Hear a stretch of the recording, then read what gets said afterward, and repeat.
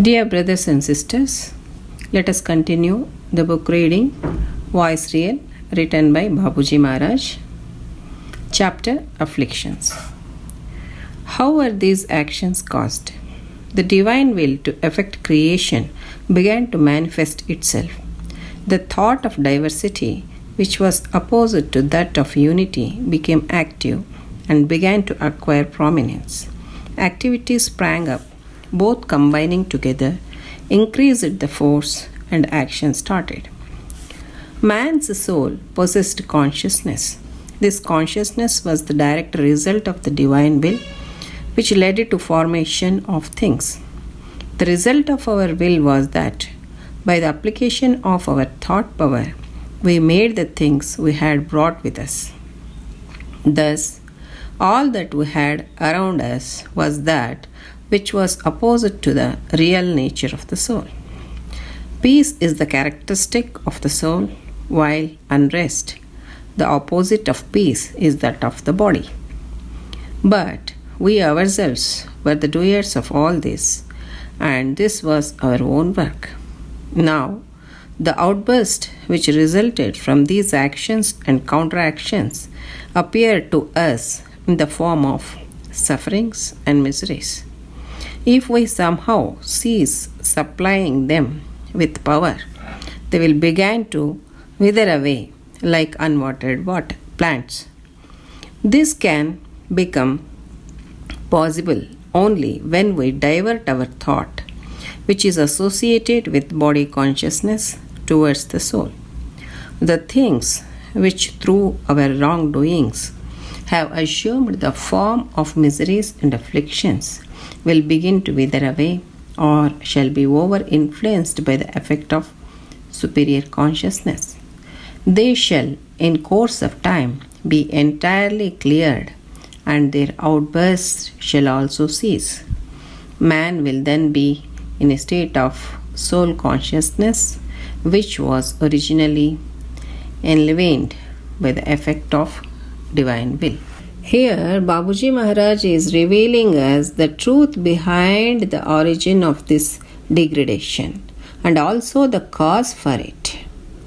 Initially, in the beginning, only one thing existed. To create this entire universe, the divine will started manifesting itself. The thought of diversity, that is, creating different things or innumerable things, became active. But this is opposite to that of unity or oneness that existed in the beginning. To accomplish this task of creation, activity started in this direction. These two powers, that is, the divine will with a thought of diversity and the activity to create different things, combined together and increased the force which resulted in action. As a result of the divine will to create this entire universe, man's soul possessed or gained consciousness, that is, the awareness of its or one's own existence.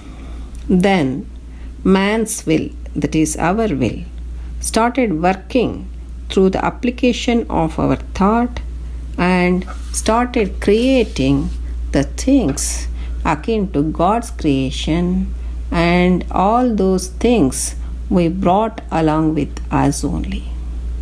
So, the things we had around us was opposite to the real nature of soul.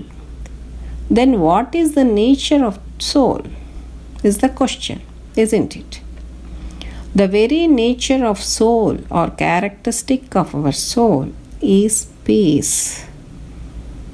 This is very important point to be noted, because the very nature of our soul is peace. That is the reason why each and every individual on this earth aspires for peace, because it's our real nature. If that is the case, then everywhere peace should be predominant, isn't it?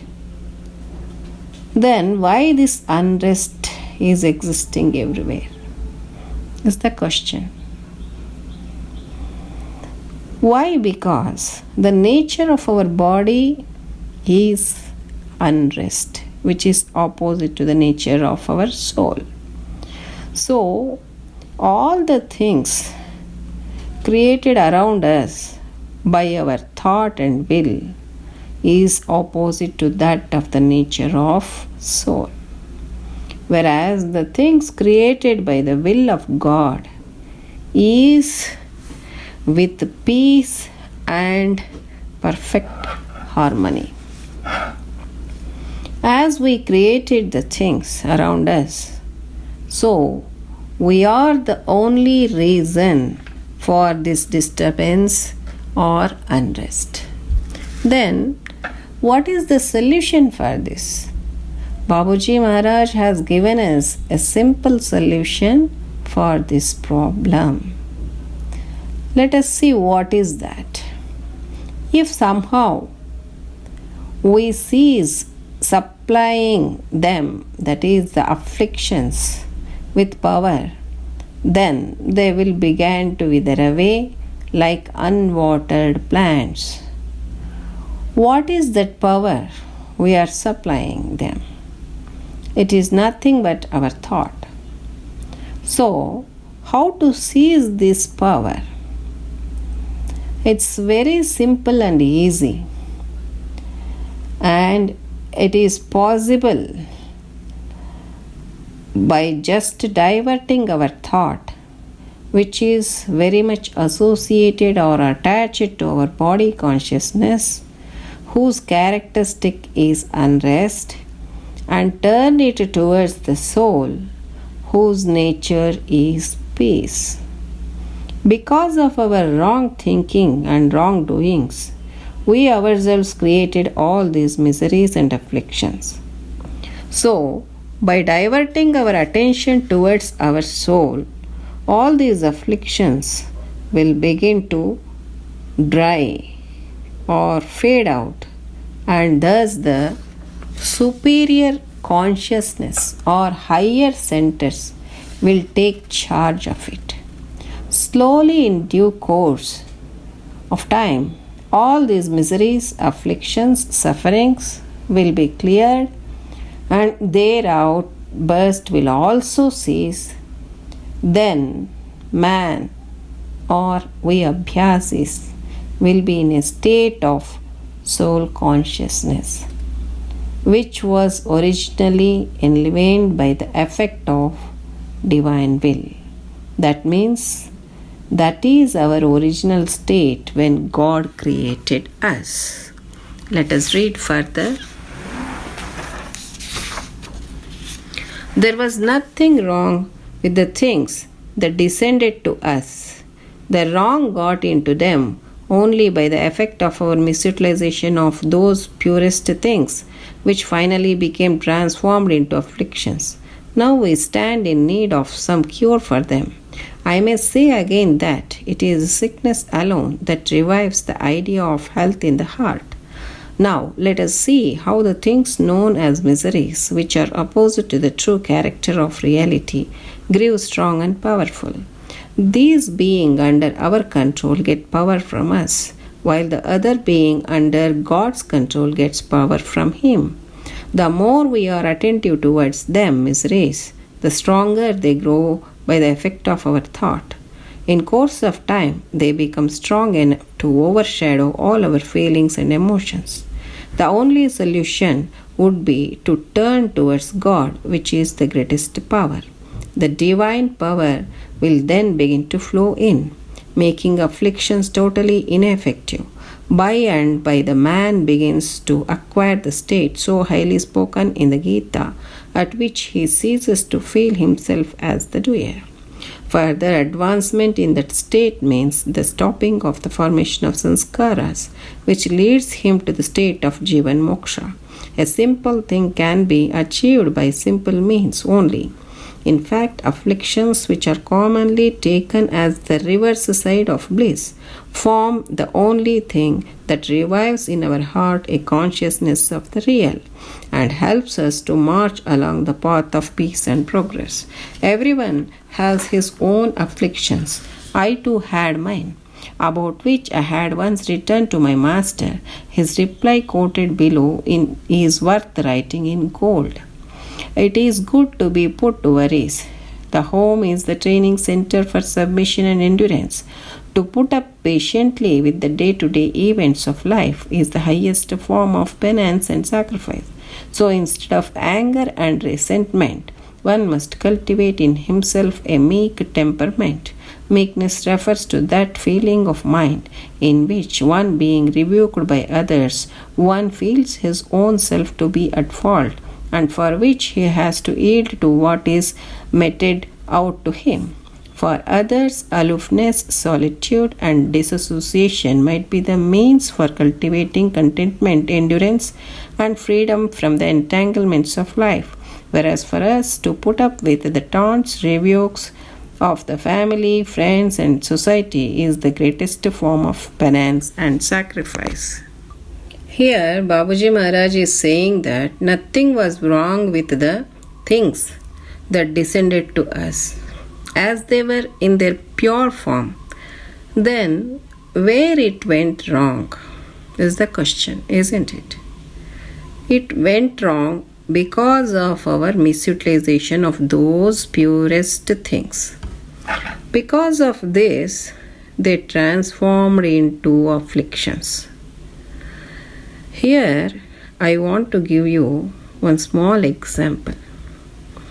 Nature has bestowed us everything that we need. Take for an example food. What food do we have to consume and how much we have to eat? Everything is at our discretion, isn't it? A person who utilizes it properly will be hale and healthy, and the other who misutilizes it will invite the diseases and suffer. So, now it's our wisdom to utilize the things in a proper way. Otherwise, we are the doers of our own afflictions and sufferings. So, okay, we have done so many things and now we are suffering today. Then, is there any cure for this? For that, Babuji Maharaj is saying that when one falls sick, he wants to come out of that sickness and wants to become healthy, isn't it? So, it is sickness alone that revives the idea of health in our heart. Now, we have to analyze the root cause for it. First, let us analyze how these miseries, which are opposite to the true character of reality, grew strong and powerful. As these things are under our control, got power from us only. That is our thought that made it powerful. How? For example, if someone faces a problem in his life, then he starts thinking about that problem and try to resolve it. He starts searching ways and means to solve the issue. In that process, he again and again think about the same issue or problem. Unknowingly, he transfers his thought power and make the problem stronger and grosser. And then he himself put himself in the entanglement, like a spider in the web. Like how spider creates the web and it will be inside the web. Whereas the things that are created by God's will, it will get the power from Him, that is God alone. The more we pay attention to our miseries, the stronger they grow with our repeated thinking, that is our thought power. Finally, it spoils our internal condition. So, if that is the case, again, what is the solution for this, or how to overcome it? Babuji Maharaj is saying that just turn towards God, which is the greatest power. What happens if we turn towards God? Automatically the godly powers start flowing into us and all our afflictions becomes ineffective or fades out. Then the condition of I am the doer ceases. And this is the condition which is highly spoken of in the Gita. If one advances further, his sanskaras, that is, the impressions due to repeated thinking, will stop. And then he attains the Jivan Moksha condition, that is, attaining moksha during this lifetime only. Babuji Maharaj says that simple things can be achieved by simple means, that is, just turn towards God. All your life's problems will be solved. Here Babuji Maharaj is also saying that these afflictions are commonly taken as the reverse side of bliss. For example, if we consider a coin and one face of the coin as affliction, then the other face of the coin is bliss. Both are of the same coin, but just change of face. That's it. So, when we suffer, then we search for the means which leads us to the path of peace and progress. And that suffering revives in us a consciousness of real. Further, Babuji Maharaj is telling that as everyone has his own afflictions, Babuji Maharaj has his too. So when he wrote a letter to his master Lalaji Maharaj, he replied Babuji Maharaj in such a way that they are worth of writing in gold. Lalaji Maharaj is saying that it's good to be put to worries because our home is itself the training center for submission and endurance, because it teaches us how to be patient and how to tolerate our problems or miseries. So, this is the highest form of penance and sacrifice, as it trains our mind as well as our ego. So, instead of getting angry, we should cultivate the meekness within us. Here, Lalaji Maharaj is saying that the meekness is the feeling of mind in which even on being rebuked or taunted or insulted by others, one should feel that it's his own fault that made him to undergo this situation. For that, one should be ready to accept any kind of punishment. Further, Lalaji Maharaj is saying that for other people, aloofness, solitude, and disassociation might be the means for cultivating contentment, endurance, and freedom from the entanglements of life. But for we people, the abhyasis, taunts, and rebukes of our family members, friends, and society is the greatest form of penance and sacrifice.